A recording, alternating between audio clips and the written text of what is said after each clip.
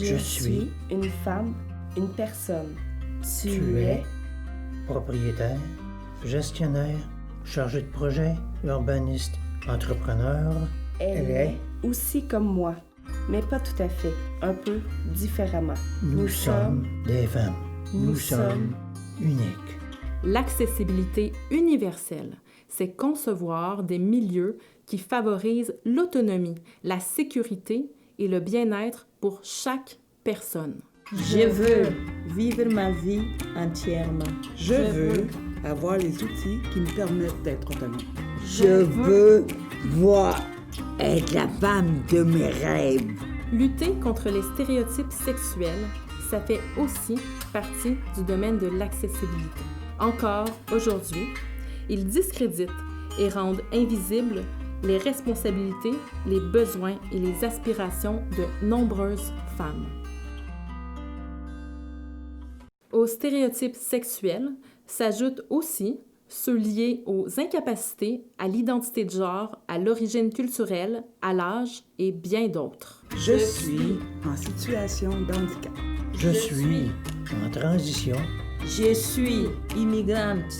J'ai 1000 visages. Nous sommes des femmes et bien plus encore. Le Canada, c'est une belle grande porte ouverte vers laquelle on veut aller.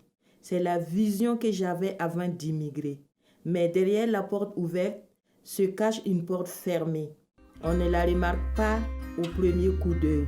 Je l'ai rencontrée lorsque j'ai commencé à vouloir m'intégrer. Quand on m'invitait pour aller voir des spectacles ou prendre un café, je disais souvent non, car les lieux n'étaient pas accessibles. Aujourd'hui, je n'ai plus d'invitation. Les gens décident que je vais dire non. Au lieu de s'adapter à ma réalité, ils m'ont juste enlevé de leur réalité.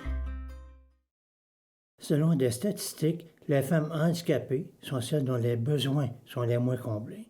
On considère tellement que les femmes doivent être des superwomen qu'elles ont moins accès aux ressources parce qu'on assume qu'elles vont s'organiser par elles-mêmes.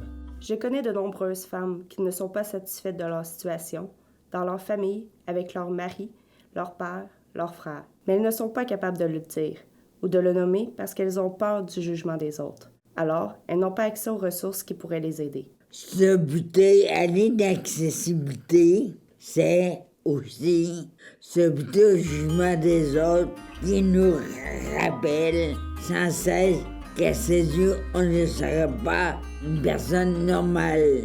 Je me rends compte qu'on se fait toujours une idée plus ou moins figée des gens. Comme je suis généralement assez féminine dans mes gestes et dans mon être, je peux facilement passer pour une femme cis. Certains passants qui me trouvent belle et sympathique auraient sûrement un autre discours s'ils savaient cette partie de moi. Mes qualités, à leurs yeux, deviendraient des défauts.